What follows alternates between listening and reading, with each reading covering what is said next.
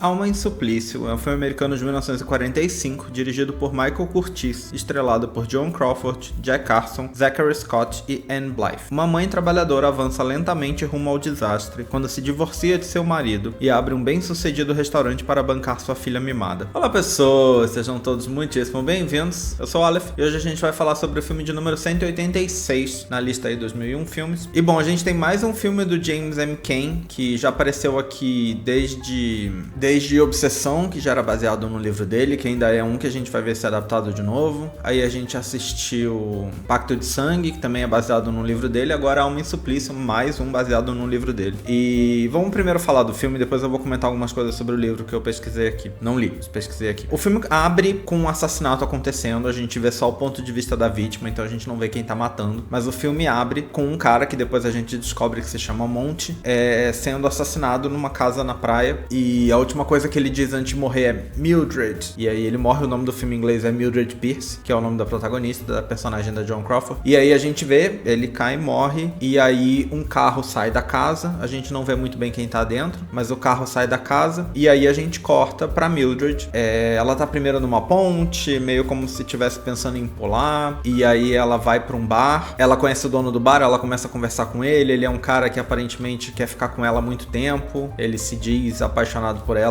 há muitos anos e fica dando em cima dela agressivamente o tempo inteiro, de um jeito bem babaca inclusive, e aí ela acaba meio que dando corda pra ele, convencendo ele aí com ela até uma casa na praia, que a gente logo vê que é exatamente a mesma casa do começo do filme, onde aparentemente aconteceu um assassinato, e ela leva ele pra lá, e aí ela tá lá com ele e tal, não sei o que, até que num determinado momento ela diz que vai, tipo, trocar de roupa, vai no banheiro, uma coisa assim, se tranca no quarto, foge, e o cara começa a ir atrás, ele não sabe que ela fugiu, né, ele sabe que ela se trancou no quarto e parou de responder quando ele chama, e aí ele percebe que ele tá trancado dentro da casa, ele não consegue sair, ele tenta quebrar uma janela pra sair pela janela, a polícia chega e leva ele embora.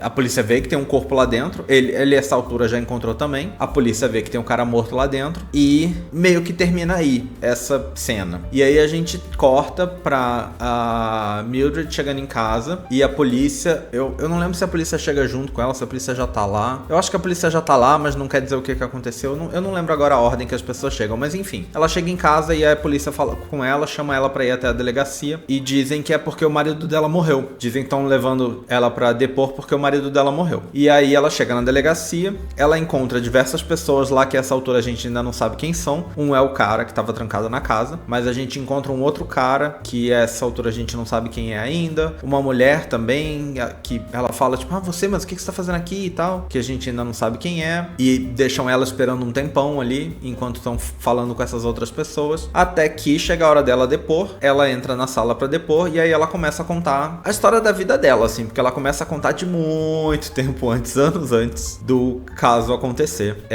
Eles falam, na verdade, que eles já sabem quem foi, e aí eles apresentam o culpado. Eu acho que nesse momento eles já apresentam o culpado como sendo o ex-marido dela, que é uma das pessoas que tava ali que a gente ainda não sabia quem era, e aí seria um ex-marido dela, mas ela fica tipo, não pode ter sido ele, não pode ter sido ele. Eles falam, com certeza foi ele era a única pessoa com motivo e tal, e aí ela começa a contar a história da vida dele desde que ela era casada com esse outro cara ainda. E aí o filme tem essa estrutura que a gente tem visto aí nos filmes noir de crime e tudo mais. É engraçado que é um padrão do cinema, né, porque dos 2 filmes que a gente viu recentemente que tinham essa estrutura, segundo informações da internet, ambos, o livro não é assim. Essa estrutura de narração e flashback foi criada pro filme. Então esse tem isso de novo. E aí a gente tem ela ali num interrogatório, conversando com, sei lá, delegado e tal, contando a história da vida dela. E ela volta assim, desde muito tempo, desde que ela ainda era casada com esse outro cara, e aí o longo do filme é ela contando a história da vida dela. Ela é uma mãe de 2 filhas, ela é casada com esse cara, mas aí o cara perde o emprego, eles têm uma vida confortável, e o cara perde o emprego, e aí no que ele perde o emprego, ele vira um encostado, ele em vez de ficar procurando emprego, ele fica sentado no sofá o dia inteiro, e aí eles brigam, e ele é super babaca com ela, e aí aparentemente ele tem uma amante, mas de algum jeito é pra simpatizar com ele, eu não sei porquê. Não é, né? Mas é que no final parece que a vida dela com ele era melhor, né? Não sei. Enfim. A sinopse do Letterboxd dá a entender que a vida dela desanda quando ela se divorcia do marido, né? E não quando o marido perde o emprego, e não quando o marido briga com ela, e não quando o marido resolve qualquer coisa, sabe? A vida dela desanda quando ela divorcia do marido, que era um babaca e tinha uma amante, enfim. Aí ela meio que começa a fazer tortas pra vender, pra tentar ganhar um dinheiro, já que o marido não tá ganhando enquanto ele tá lá e depois que ele vai embora, né? Aí não tem ele mesmo. Então ela fica ampliando esse negócio de vender torta. Aparentemente as tortas dela vendem muito bem, são muito boas. E ela acaba arranjando um emprego num restaurante. Ela vai até um restaurante e tal, pede o emprego, vê que o lugar tá lotado e que não estão dando conta. Ela pede um emprego, ela começa a trabalhar lá. E aparentemente ela é uma ótima funcionária, ela começa a ganhar muita gorjeta e tal. Só que ela esconde o que ela tá fazendo das filhas, principalmente da filha mais velha, que é a Vida, que é uma das personagens principais do filme. Porque ela tem duas filhas, uma pequena e a Vida, que é um pouco mais velha. E a pequena é meio tipo molecona, assim, fica brincando na rua. O filme fala meio como se ela fosse quase um menino, sabe? É o jeito como o filme conduz aí a filha mais nova. Porque é isso, ela fica brincando na rua, tá sempre suja, joga bola e essas coisas. Enquanto a Vida, ela é essencialmente uma socialite mirim. Ela faz aula de piano, ela gosta de coisas caras, a mãe compra um vestido pra ela toda feliz, achando que ela vai adorar o vestido. Ela acha o vestido extremamente brega, pobre, que ela queria uma coisa rica e ela quer ser da alta sociedade, tudo pra ela é aparência e tudo mais. E aí a Vida acaba descobrindo que a mãe tá trabalhando no restaurante, o que é um imenso problema, porque é uma vergonha muito grande pra ela a mãe dela ser garçonete, porque é o que ela é no restaurante. Não importa que isso é o que tá trazendo dinheiro pra dentro de casa, não importa que isso tá pagando as coisas caras que ela gosta, importa que é uma vergonha a mãe dela ser garçonete. E aí a Mildred diz pra ela que mas que na verdade ela pegou esse emprego porque ela queria ver como é que funciona em detalhes, porque ela quer abrir o próprio restaurante dela. E ela vai e faz isso. Ela vai e abre o restaurante. Ela abre o restaurante dela, ela escolhe uma casa que tava à venda, ela escolhe uma casa que tava à venda e tinha uma placa, né, de que tava à venda, e que fica num lugar que ela fala que é um lugar muito bom. Passa um cruzamento ali, é um trânsito muito grande de carros, então é um lugar de muita visibilidade, e ela fala que seria o lugar perfeito para abrir o restaurante dela. Só que ela não tem dinheiro para comprar a casa. Mas aí ela tem um amigo que é corretor, que é um amigo há muito tempo, que é esse cara que no começo do filme fica agressivamente dando em cima dela, e nos flashbacks também fica, principalmente nesse momento aí que ela tá meio semi-divorciada, porque não se divorciaram no papel ainda, mas eles estão separados. E esse cara era sócio do marido dela. O emprego que o marido dela perdeu era trabalhando junto com esse cara. E aí o cara vai pesquisar a casa e ele descobre que a casa, o dono da casa é um ricaço falido. Então é um cara que vem de uma família muito rica, é um herdeiro, ele não trabalha, ele não quer nada com a vida, ele só quer curtir porque ele ia usar o dinheiro que ele herdou da família, mas porque ele só gasta, ele não ganha, ele tá falido. Então eles falam que vai ser muito fácil conseguir a casa, que ele vai usar o jeitinho dele ali pra conversar com o cara e dar um jeito de conseguir a casa por menos do que o cara tá pedindo, porque ele tá completamente falido, ele precisa de dinheiro desesperadamente. E aí tem toda a cena, eles conversam, então não sei o que, ele consegue a casa, e o cara fica encantado pela Mildred, o cara que é o dono da casa originalmente. Quando esse cara aparece, a gente descobre que ele é o cara do começo do filme que morre. Então esse cara que tá vendendo a casa, e que a gente viu a polícia falando que era marido dela, é o cara que vende a casa pra ela, que é esse cara falido, esse ex-rico falido. E realmente no momento em que ele conhece ela, ele já fica meio que encantado com ela, mas meio que nada acontece e tal. E aí ela vai montando o restaurante, o cara vai seduzindo ela, esse cara, né, não o corretor, o Monte, que é esse que era o dono da casa. Eles meio que começam a ter um romance, ainda nessa de que o cara é totalmente curtir a vida, não gosta de trabalhar, e ela, por outro lado, extremamente trabalhadora e tal, fazendo as coisas dela, fazendo o restaurante. E aí vai seguindo assim, o cara tem uma relação muito boa com a vida, porque o Monte, né, porque eles têm ambos esse apreço pela alta sociedade e, né, dessa vida de aparências, é uma coisa que combina muito dos dois, então o Monte e a Vida se dão muito bem. A Mildred continua tendo aí um romance com o Monte. Os restaurantes dela é um imenso sucesso. Ela chama pra trabalhar no restaurante a Aida, que era a gerente do restaurante onde ela trabalhou como garçonete, então ela chama pra ser meio que o braço direito dela, e aí essa é uma das pessoas que ela encontra na delegacia. E é isso, o restaurante dela vira uma rede, ela passa a abrir vários restaurantes e ser dona de vários restaurantes, então ela começa a ganhar uma grana. Só que a filha dela ela, a vida, continua muito incomodada com o estilo de vida que elas vivem. No momento em que ela vai abrir, é quando ela vai inaugurar o primeiro ainda, eu acho. Eu pulei uma coisa. Quando ela vai inaugurar o primeiro restaurante, a filha mais nova, que eu esqueci o nome agora, mas a filha mais nova, essa que gosta de brincar na rua, pega pneumonia, se eu não me engano, e acaba morrendo. Então ela perde a filha, que era a filha mais, sei lá, menos problemática, ela acaba morrendo. E aí fica só ela e a vida. E bom, aí é isso. E aí a mãe vai ficando rica, ainda trabalhando muito, sempre trabalhando muito, não tem essa coisa da vida de luxo. Ela é rica porque ela trabalha muito. O filme mostra muito desse jeito. A vida se incomoda com isso, porque a vida não quer exatamente o dinheiro. Ela quer o status, ela quer o luxo, sabe? E isso elas não têm, elas continuam morando na mesma casa, por exemplo, isso incomoda muito a vida. A vida queria morar numa casa chique, numa casa imensa, luxuosa, e elas continuam morando na mesma casa que elas moravam antes, né? E aí vai tendo todo esse embate aí entre elas duas, até que a vida acaba brigando com ela, saindo de casa, porque elas têm uma briga feia, e a vida acaba saindo de casa, ela fica um tempo sem saber, sem ter notícias da vida. Ela briga com o Monte também, porque fala que o Monte que influenciava muito ela nisso, e que o Monte a essa altura ficava pedindo dinheiro pra ela o tempo todo, então ela tava bancando tanto a filha quanto o namorado, ambos gastando muito dinheiro, e ela só trabalhando o tempo todo. Ela meio que briga com ambos, e ambos vão todos aí, cada um pros seus lados. E aí, muito tempo depois, o marido dela, o ex-marido, né, aparece diz que quer levar ela pra jantar e tal, leva ela até um lugar que é um bar justamente do corretor, daquele cara que é o corretor ficando em cima dela, e quando chega lá, aparece no palco cantando a vida, e a vida aparece cantando e tal, e ela tá trabalhando nisso, como cantora ali no restaurante e tal. A Mildred fica muito incomodada com essa situação, chama ela pra voltar pra casa, mas ela fala que ela jamais voltaria pra aquela casa pobre, e que ela quer uma vida de luxo, aquilo não é a vida que ela quer e tal, não sei o que. E aí a Mildred, muito incomodada com o tipo de vida que ela tá dando, a decepção que ela tá sendo pra filha, de certo modo, do ponto de vista da filha pelo menos, ela acaba bolando um plano aí em que ela resolve se reencontrar com o Monte, ela casa com o Monte, e aí eles vão morar na casa que era a casa do Monte, que ele tava a essa altura vendendo, mas aí ela chega e ela tem dinheiro, então eles não precisam mais vender a casa, que é uma casa imensamente luxuosa e tal. E aí a vida volta, porque agora eles estão na vida de luxo, que é o que ela queria desde o começo, e a vida acaba voltando pra ela. E aí, enfim, continua nessa aí de ela trabalhando muito, mas infeliz, fazendo o que a filha quer, e a filha faz umas outras merda, a filha casa com um cara, e depois diz que tá grávida pra roubar dinheiro do cara. Eu acho que é por isso que elas brigam antes, na verdade. Eu acho que antes dela ir embora é justamente por causa dessa briga.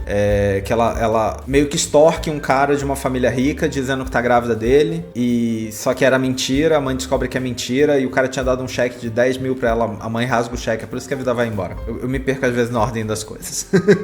Mas é por isso que a vida vai embora. Enfim, e elas estão ainda muito nessa relação, e aí num determinado momento ela vai até uma casa da praia que eles têm, que é uma casa onde o Monte sempre morou, e quer dizer, é uma casa onde ela sempre encontrou o Monte, mas ele falava que ele só ficava lá um período do ano, porque normalmente ele ficava na outra casa, que agora é a casa dela, né, a casa grandalhona dela, mas eles vão nessa casa da praia, e aí lá ela descobre que o Monte e a vida estão tendo um caso. Ela chega lá, vê os dois se beijando, e aí elas começam a brigar de novo, obviamente, principalmente a Mildred e a vida, nem tanto o Monte, e aí a vida fica falando, não, mas porque a gente vai casar, ele vai casar comigo e tal. Só que aí o Monte fala, eu não vou não, de onde que você tirou essa ideia? Essa ideia é maluca, o que eu vou fazer casando contigo? Faz o menor sentido. E aí ela fica revoltadíssima com isso, e aí a gente descobre que isso é a cena do começo do filme, e quem mata o Monte é a vida. E aí o filme termina aí com essa revelação de que a assassina é a vida, a Mildred que levou o cara lá pra incriminar o cara, porque o cara também tava ferrando com o negócio dela, era um grande babaca, então ela pensou, vou aproveitar e eliminar esse babaca junto aqui,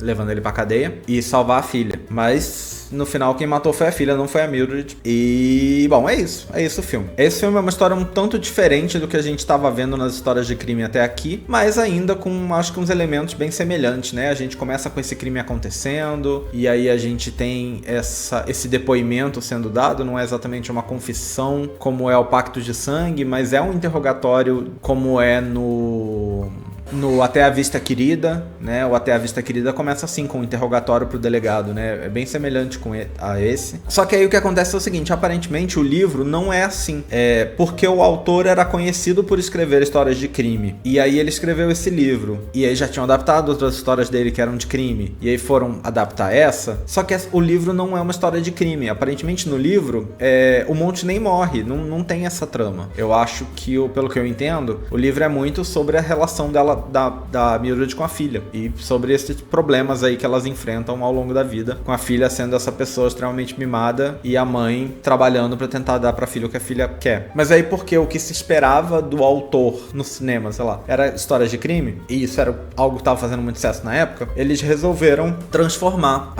a história nisso. O que faz eu pensar que, por um lado, o filme não deve ser lá muito fiel ao livro. Por outro lado, se você for parar pra pensar, o filme, na verdade, a maior parte do filme não é o crime, é meio que o começo e o final. O meio do filme, que é a maior parte, é ela contando a história da vida dela. Então, eu entendo que o livro é focado nisso, né? Ela contando a história da vida dela. E é isso, não tem a trama do assassinato, o Monty não morre, a vida não é presa. No livro não tem essas coisas, sigo na internet. A internet me diz que no livro o Monty não morre e a vida nunca vai pra cadeia. O que me deixa um pouco na dúvida se ela atira no Monty e só não mata, ou se nem nada disso acontece. Porque a coisa diz que a parte do assassinato foi inventada pelos cineastas, porque o código de censura da época obrigava vilões, pessoas que eram más, a punirem por seus crimes. Mas se a morte não tem, qual foi o crime da vida? Só ser babaca? Provavelmente não. Ela tem que ter feito alguma coisa além de ser só babaca. Então eu fico nessa dúvida aí. Como eu sempre falo, mas também como eu falo que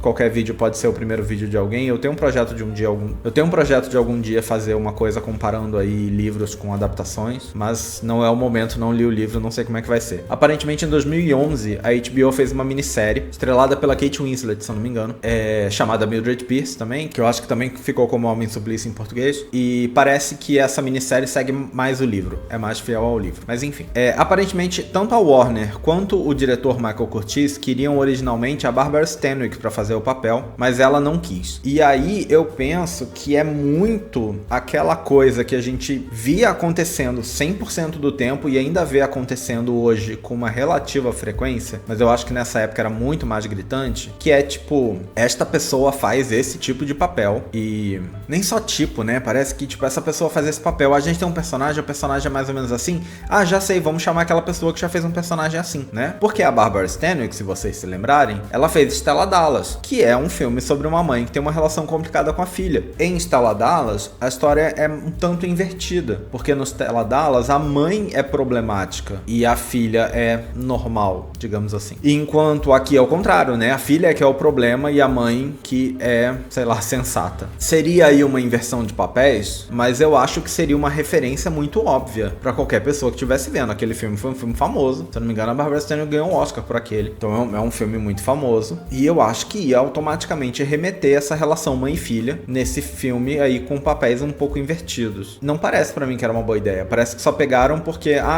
essa história me lembra daquela, vamos pegar a mesma pessoa. Mas me parece que é uma péssima ideia isso, porque as pessoas vão assistir pensando naquilo. Tipo, eu acho que havia uma chance muito grande das pessoas projetarem na Mildred coisas que são da Stella. E de repente jogar na Mildred uma culpa que ela não tem, dentro do filme pelo menos. Porque vamos pensar que de algum jeito a filha é criação dos pais. E a gente não tem no filme o jeito como ela criou a filha, sabe? Como o que aconteceu. Tipo, a gente não tem no filme por que a filha dela é desse jeito. O que influenciou ela a ser assim, né? A gente sabe que as pessoas são frutos do meio. E eles não tinham uma vida de luxo, mesmo antes do pai perder o emprego, sabe? Então, o filme nunca elabora sobre de onde, por que a menina é assim. Tipo, se ela no colégio convivia com gente assim, ou, sabe? O filme nunca toca no assunto. Então, a gente não tem, dentro do filme, nenhuma culpa da Mildred em relação a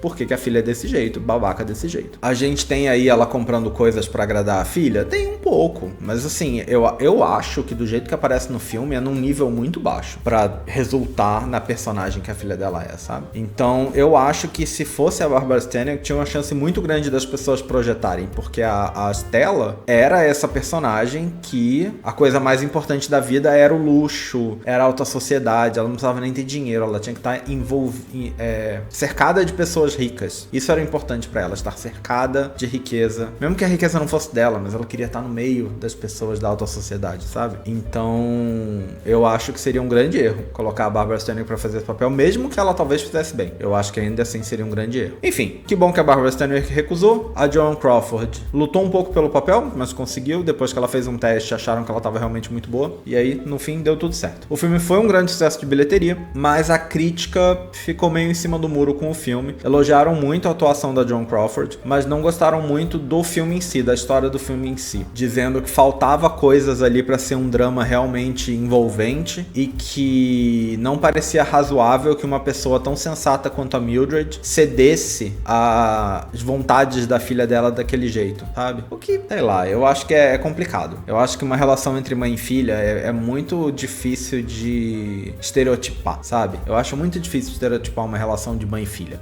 E de diversos elementos de família no geral, mas como esse é o que tá no filme, eu acho que é muito difícil. Tem pessoas que vão ter uma relação muito mais fácil de uma dizer não pra outra, e tem outras que vai ser muito mais difícil. Eu acho que é muito complicado isso. Não é uma questão só dela ser sensata. Eu acho que uma coisa do filme é que a vida é insuportável ao longo do filme inteiro. Eu acho que ela é muito insuportável. A um ponto que eu acho que chegou até a me incomodar assistindo. De um jeito que eu não sei se foi bom, sabe?